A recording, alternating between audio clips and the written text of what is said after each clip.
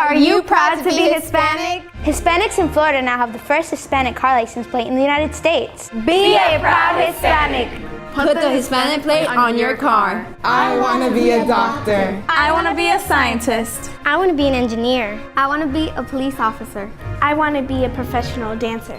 By getting the Hispanic plate for your car, you will support scholarships and community programs. Call now or visit HispanicAchievers.org. My name is Nilmarie Zapata, and I am a Latina role model because I believe that you can overcome any circumstances that come in your way and be the best version of yourself. Hello, I'm Sandra Rivera, and I'm a Latina role model. Whatever your struggles are in life, whatever you don't have or don't have access to, don't use that as an excuse for not pursuing your dreams and moving forward. Get out of your own way and get out of your comfort zone, and you will be amazed at the growth that you will experience. Good evening and welcome to another edition of EduTV. And I'm your host, Greg Perkins, and today's guest is Dr. Karen Effrem, who is the executive chair for the Florida Stop Common Core Coalition. Welcome. Thank you very much for having me. Okay. The Florida Stop Common Core Coalition, tell us a little bit about your organization. Is it a Florida organization? Is it a national movement? It is a Florida organization that is a coalition of 50 state and local groups. Okay. And it is part of a looser network of parent and citizen groups that are concerned about Common Core across the country. Okay. And when you say concerned about Common Core and what matter, that are the standards not fitting? Should the states be in charge? What are your specific concerns and goals and things that you want the parents to know about the work that you all do? The standards themselves are academically inferior, they're developmentally inappropriate, and they're psychologically manipulative. The system under which they are being put forth destroys the art of teaching and really harms teachers being able to use their knowledge and skills to teach each child in the best way possible. In addition, there is a huge concern about federal overreach because of the way that they were put in as part of the No Child Left Behind, the No Child Left Behind waivers, the Race to the Top program, all of which were done by the federal government. And the proponents say that they're voluntary, but the fact is that states were desperate for cash during the recession, and they were also desperate to get out of the very heavy-handed adequate yearly progress requirements of No Child Left Behind. So for both of those reasons, to get relief, both financial and regulatory, most of the states adopted Common Core. So yeah, it's voluntary, but it was with a gun to their heads, basically. Now, what do you say to proponents, those who are advocates for the Common Core? They'll say, well, if we don't have national standards, then a kid in New York may know more than a kid in Florida or Alabama. So what do you say to that argument? Because that's one that often comes up. It is, and in my opinion, and the opinion of many scholars, it's irrelevant. Okay. First of all, there are countries that perform both better and worse than the United States that have national standards. So that doesn't seem to be a big issue. The United States is the best in the world in innovation and entrepreneurship. That is true. And it's really not a good thing to just train a nation of robotic test takers. But what do you think that came from? How did that originate? Because I'm 49, and when I was in high school, you kind of got by on your grades, and then you took a test to go to college, but it seems to have evolved or morphed into something else. So what's the driving force behind that? Is it really that our kids are doing so poorly academically in the United States that we had to raise these? No. It is a desire for control, Okay. A, and B, a corporate effort to have money. Because it is a culture of, it's actually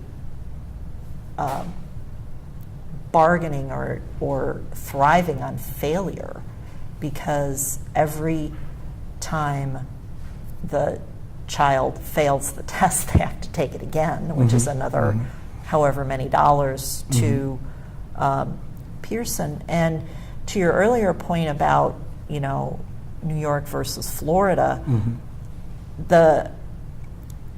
it's kind of silly because the tests are set up for what's called computer adaptive testing. Okay. Which means that the answer or the next question depends on the answer to the previous question. So it goes in order of a more difficult question if a kid answers a question right. Okay. Right. So they're not getting the same test results across a classroom because it's an individualized test, much less across the state or the nation. So they can't even really tell. And the other problem with computer adaptive testing is that it can be manipulated either psychologically to not allow the child to go on until he answers a certain way attitudinally, or it can be used on a broader scale to make teachers or classrooms or districts or states look better or worse, depending on what they need, or it can be used to funnel a child into a preset career path. Look, Johnny got this on the test. That must mean that he's good to be a truck driver. And Susie got this on this test. So maybe she can be a doctor or a lawyer. So are you saying that it should be a state's issue or a district by district issue? How would we, because there was a big debate before the No Child Left Behind Act about whether or not teachers were accountable for actually teaching. Are the teachers teaching? Are the students learning? If they're learning, what are they learning, and what is Johnny Weekend? So how would we be able to standardize, I guess, assessment so that everyone's on a level playing field to make sure that one group of kids aren't being left out of the educational process? We were actually doing fine with that as a nation before 1994, when we had that year's version of No Child Left Behind pass, plus Goals 2000 and School to Work. And those were the United States compliance with an international agreement called the World Declaration on Education for All that George H.W. Bush signed us into. And then that was, 94 was the first time that the federal government completely unconstitutionally mandated statewide standards and statewide tests. Now, in them mandating these standards, did the money, did states and districts receive money as part of an incentive to say, well, if you don't do this, then we'll cut back the amount of federal funding? Exactly. It was the federal Title I of the Elementary and Secondary Education Act. And it was that year's version of it. That bill first passed in 1965 under Lyndon Johnson. And it was an effort to help poor and minority children who are left out and I'm not denying that, but the efforts of the federal government have been completely ineffective, and every time they reauthorize it, they increase the amount of federal control. And I have a graph, don't know if I have it with me, but there's a graph showing on the horizontal axis the test scores and the federal spending.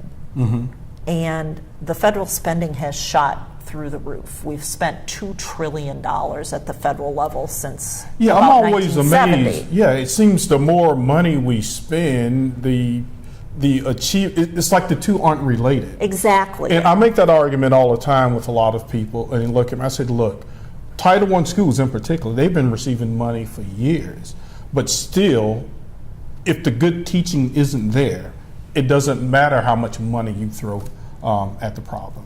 Right, and all that's happening is that the federal government is becoming a national school board. They are through these programs, even though it says in statute that they're not supposed to control curriculum or assessments or any of those things, they are, with each new idea, whether it's Goals 2000 or it's No Child Left Behind or now Race to the Top and Common Core, it's getting less free and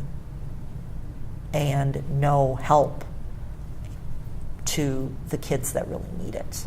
Okay, now just from reading your website, okay, I assume you're Republican. I don't know that.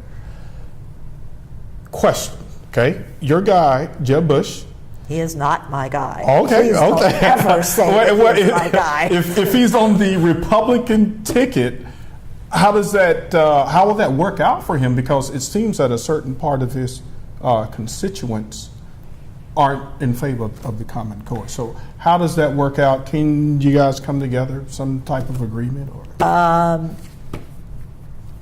It is our hope that he will not be the Republican nominee. And our organization is nonpartisan.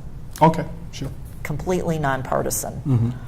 We will do whatever it takes to explain to the public the views and pros and cons educationally of every single candidate. But Governor Bush is particularly problematic for his support of Common Core, and that is actually kind of a genetic trait in the Bush family. Okay. Because you have HW signing that international agreement that should never have been signed because it was never ratified by the Senate. You have George W. Bush expanding control with No Child Left Behind. And now you have Jeb pushing Common Core. Well, we certainly appreciate you coming on here and sharing.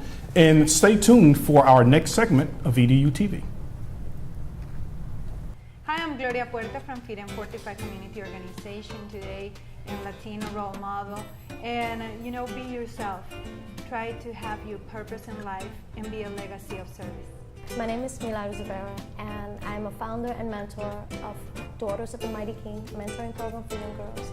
I am inspired and encouraged to be here because I want to see a new generation rise up.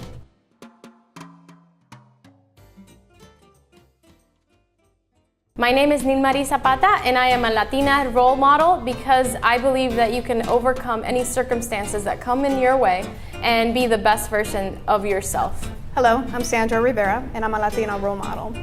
Whatever your struggles are in life, whatever you don't have or don't have access to, don't use that as an excuse for not pursuing your dreams and moving forward. Get out of your own way and get out of your comfort zone, and you will be amazed at the growth that you will experience. Welcome to the second part of our segment.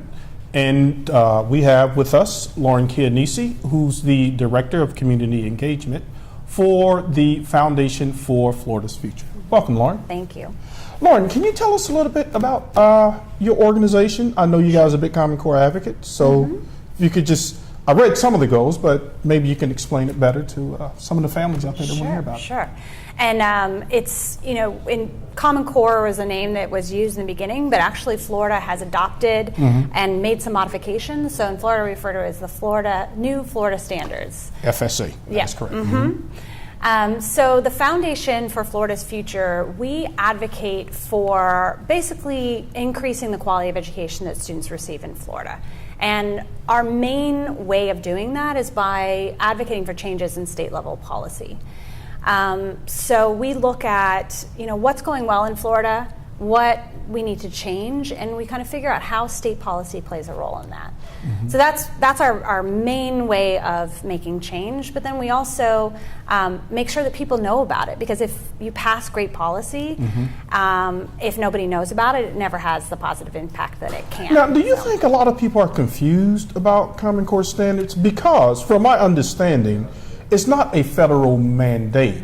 It's a set of suggested standards in terms of what a kid should know and be able to do at each grade level. Why do people do you think that it's been marketed well enough or simplified well enough for the general public to really understand that it's really not a federal mandate? Right, yeah. So Florida has always had standards.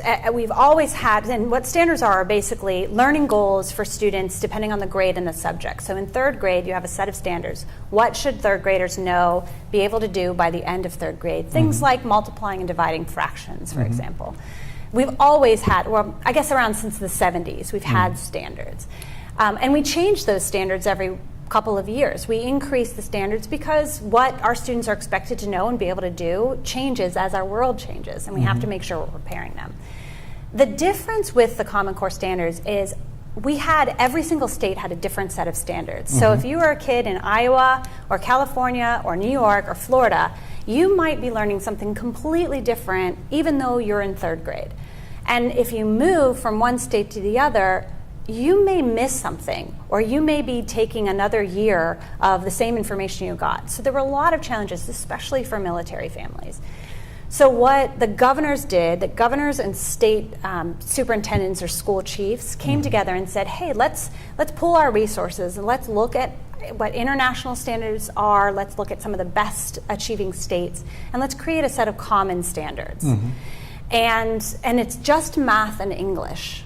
That's the only subject areas that Common Core standards affect. So governors came together and they created these, they hired a company to help write them, they vetted them, they talked to teachers, they talked to parents, and they created these standards. And then they voluntarily adopted them. At the same time, the Obama administration was doing what's called the Race to the Top grant. So they were trying to incentivize increasing student achievement, especially for students, low-income students, African-American students, Hispanic students, special needs students who were not learning at the levels that they needed to and could. And so they incentivized it, and in the grant they said that states had to adopt college and career-ready standards. That was the language, college and career-ready standards. Since most states, as part of this initiative, had already decided to adopt the Common Core standards, those Common Core standards actually met the requirement for college and career readiness standards in Obama's Race to the Top grant. So I think that's where the confusion comes in. There's nothing in the grant that says you have to adopt Common Core standards, and actually some states that received the grant didn't adopt the Common Core standards and still haven't. And there are states that haven't adopted it. So in order for it to be a federal initiative, 50 states have to kind of adopt it, otherwise it's not a federal initiative. Everything's voluntary, and some states actually have backed out. There's one state that's has only adopted one set of standards. They only adopted the English set. But it's not to say that college and career programs will not be funded if they're not directly related or tied to the standards. There are still some opportunities for states to receive the Race to the Top money. So not every state received the Race to the Top grant because not every state's application met the requirements. But there is a state, and I think it's Vermont, that received the Race to the Top grant but did not adopt the Common Core standards. They had another set of college and career ready standards. So that was not a requirement in order to get the grant. Not every state got it. Not every state that got it has Common Core standards. Yeah, I'm a big believer in simplification. So I think maybe just the messaging has become muddled. Yeah. Because some people, they see it as a federal takeover of the government telling our kids what to do. So I don't know, maybe organizations like yours can help to clarify some of the information that's out there in the public. Yeah, we've definitely been doing that, and I think the most valuable way that we can do that is actually elevating teacher voice. So we're in our 4th year of implementation of the new Florida standards in Florida. And teachers have been working on these standards, implementing these standards, using these standards in their classroom every day.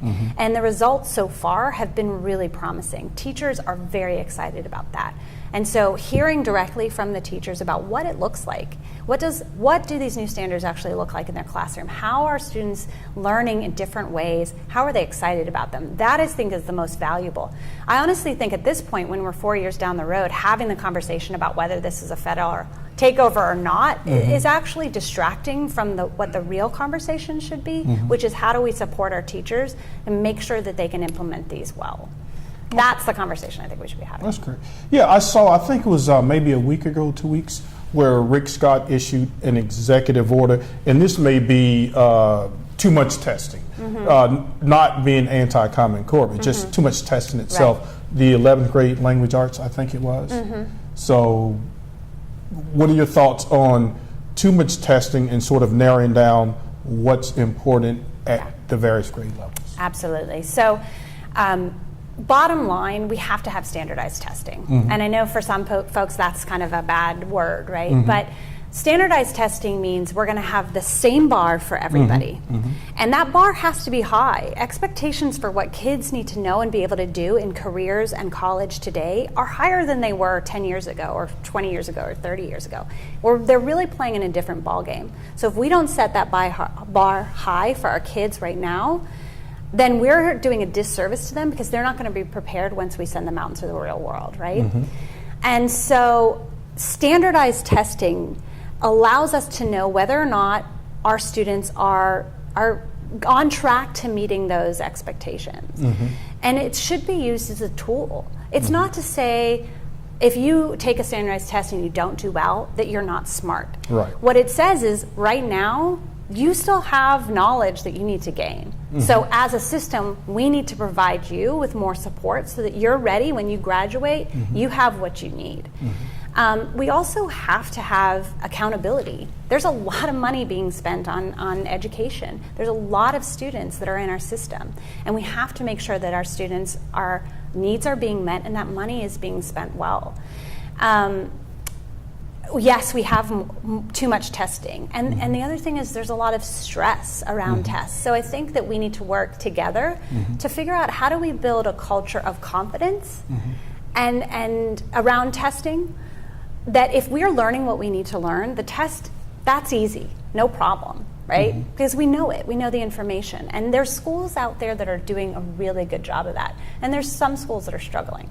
Yeah, because one of the things that bothers me, I'm a big standards guy. You know, you got to have rigor, okay? But the students who traditionally did not perform well on the FCAT, okay, that was one set of standards. The Common Core, they seem to be a little higher. I'm like, okay, these kids, they couldn't meet the FCAT standards.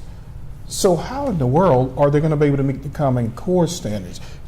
I think there's a gap between a kid may partially understand the lesson in the classroom, but when he goes home and he has to apply that, he says, man, I need some help. There's no opportunity. And I think sometimes schools, they may have tutorial programs, but it just seems the quality of what they're doing, it's not linking to the requirements of the Common Core standards. So what do you say about those kids who initially couldn't pass the FCAT, now they're being asked to pass the Common Core? Right. A couple things, if we lower the bar for some students, we're not doing them any favors. Because life is hard and college is hard and getting a job is hard.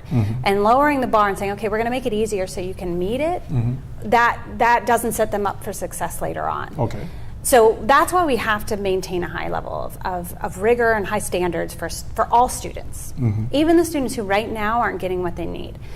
I think that the shift to the new set of standards actually creates an opportunity, because what's happening right now in our classrooms is teachers are coming together to figure out how they are going to implement these new standards, how they are going to make sure that their students are successful. So it's actually reinvigorating professional conversations between teachers about how to make sure students are learning. That would be great if those teachers could go home with each student and help them with their homework.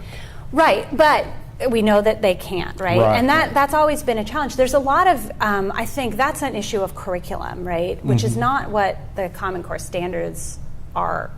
The Common Core standards don't dictate how students will learn, the projects and the lessons that they'll use in the books and the materials. It just says what students should learn. So the conversations that teachers are having now about how to make sure students are successful need to account for the fact that some students are not going to be able to go home to a place where there's an adult who can have a conversation with them.